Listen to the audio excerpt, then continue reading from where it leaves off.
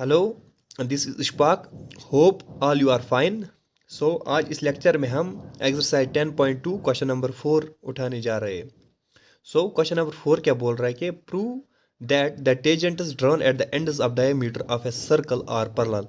मतलब एक डायमीटर है सर्कल का, उसके एंड्स पे दो टेंजेंट्स ड्रा किए जाते हैं, तो वो हमें दिखाना है। वो दो टेंजेंट जो हमने ड्रा किए eight the ends of diameter, वो हमें दिखाना है वो पैरेलल है। ओके, अब देखो यहाँ पर मेरे पास दो टेंजेंट है। सपोज मैं यहाँ पर पी रखता हूँ, इसका नाम पी क्यू, एंड इसका क्या रखता हूँ आर एस। ये मेरे पास दो टेंजेंट्स है जो ड्रा किए जाते हैं at the ends of diameter P one P two. Okay, तो अब मुझे यहाँ पर दिखाना है ये जो पी क्यू है ना, ये मुझे दिखाना है ये पैरेलल किसको है, आर एस को, सिंपली।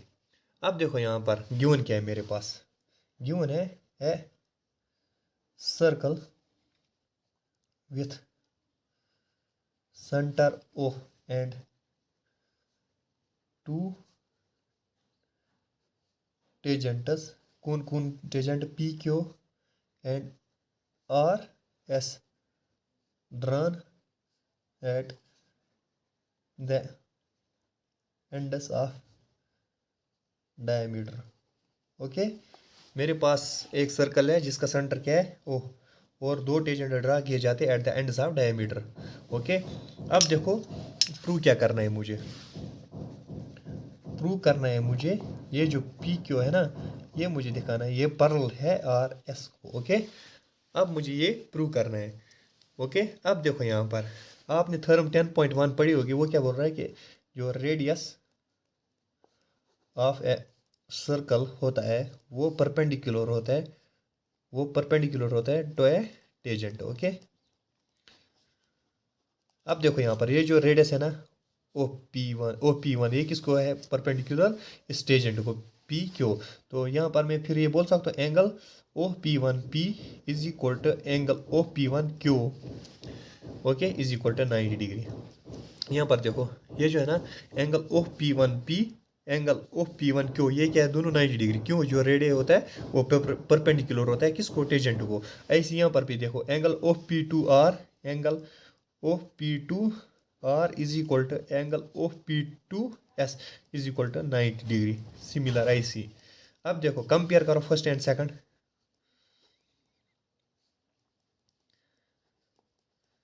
अब देखो यहाँ पर ये एंगल ये भी इक्वल है, ये एंगल दोनों क्या है 90 डिग्री, ये भी 90 ये भी 90। अब देखो यहाँ पर ये मैं बोल सकता हूँ angle O P one P is equal to angle O P one P is equal to angle O P two S.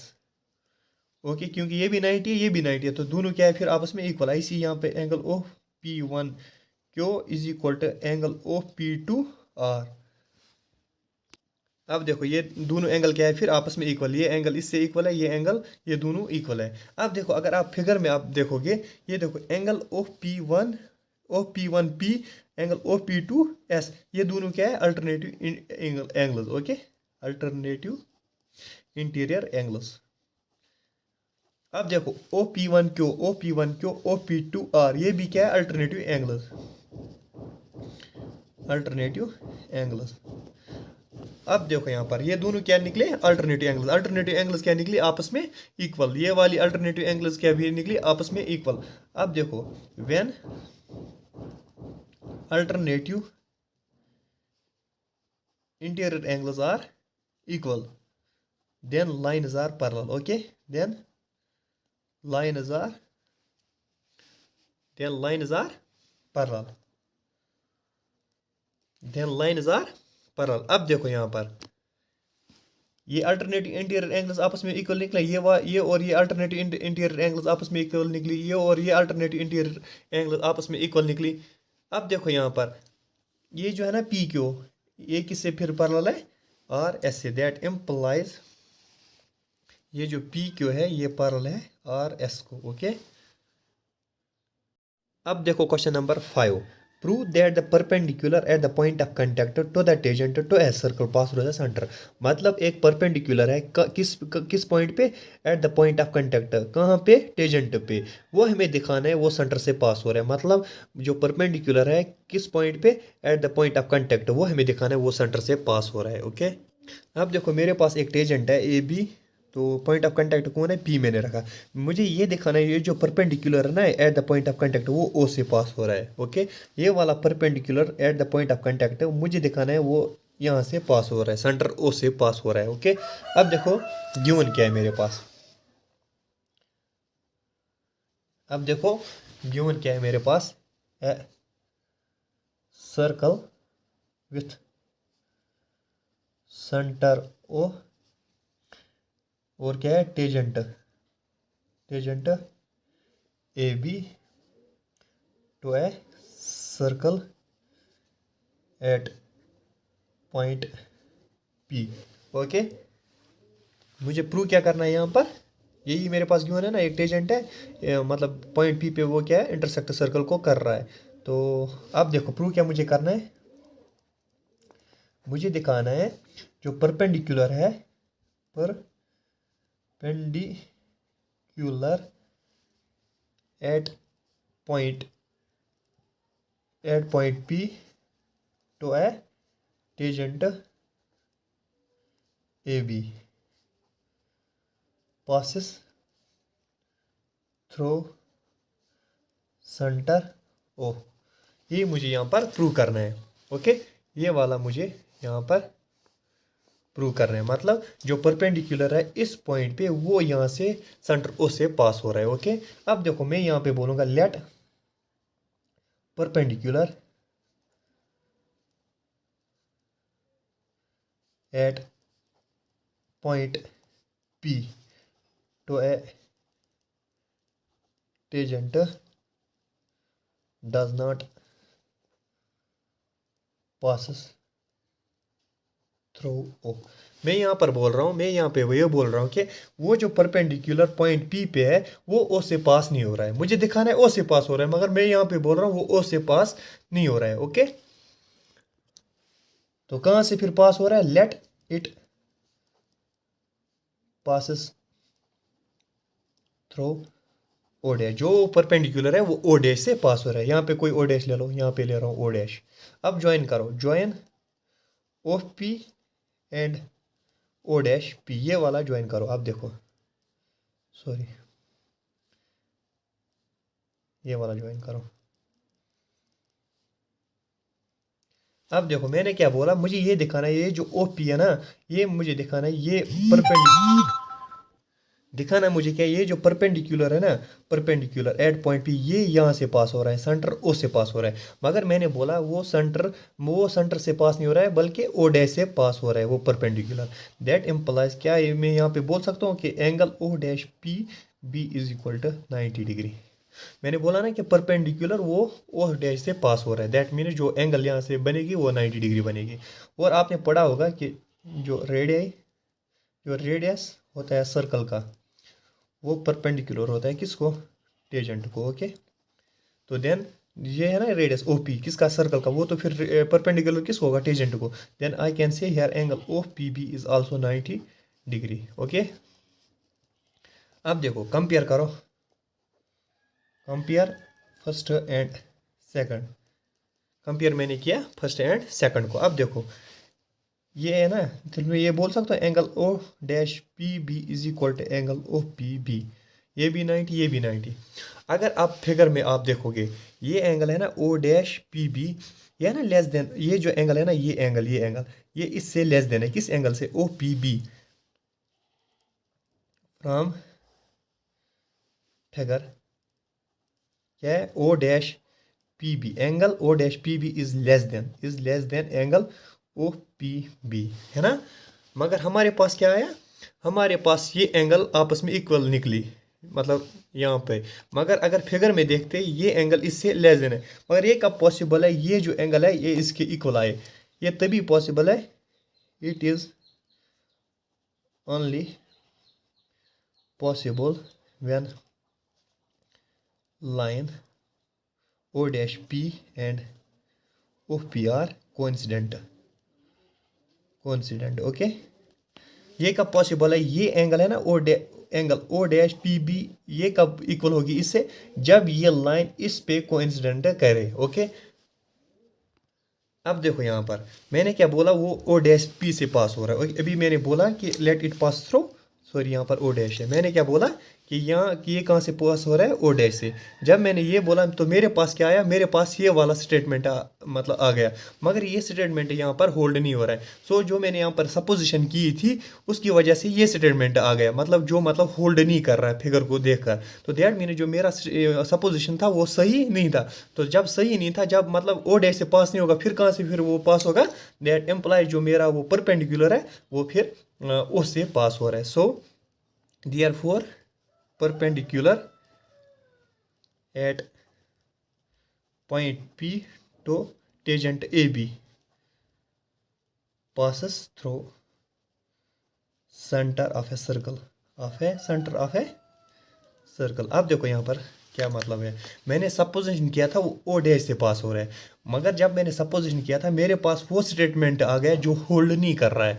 तो दैट मीन जो मेरी सपोजिशन थी फिर वो सही नहीं थी। सपोजिशन सब जब सही नहीं थी, दैट मीन जो मेरा परपेंडिकुलर है फिर वो वही से पास कर रहा है। ओके, अब देखो क्वेश्चन नंबर 6 क्या बोल रहा है कि the length of, now see question number 6। अब देखो the length of tangent from point A at a distance 5 centimetre from the centre of circle is 4 centimetre, तो find the radius of circle. मतलब देखो अब, मतलब जो लेंथ है ना टेंजेंट की, कहाँ से, फ्रॉम पॉइंट ए वो क्या है 4 सेंटीमीटर, और सेंटर से ए तक कितना डिस्टेंस है 5 सेंटीमीटर, सेंटर से ए तक है 5 सेंटीमीटर, और जो लेंथ ऑफ टेंजेंट है वो क्या है 4 सेंटीमीटर। अब देखो यहाँ पर सेंटर से ए तक है 5 सेंटीमीटर, जो लेंथ ऑफ टेंजेंट है वो क्या है 4 सेंटीमीटर। अब देखो ढूंढना क्या मुझे यहाँ पर ये रेडियस ढूंढना है। ओके, अब देखो यहाँ पर क्या करना है, गिवन पहले लिखना है। गिवन क्या है मेरे पास, गिवन क्या है circle with centre O, circle with centre O and tangent A P. Okay, और क्या गिवन है, O is equal to 5 centimetre और A P is equal to 4 centimetre.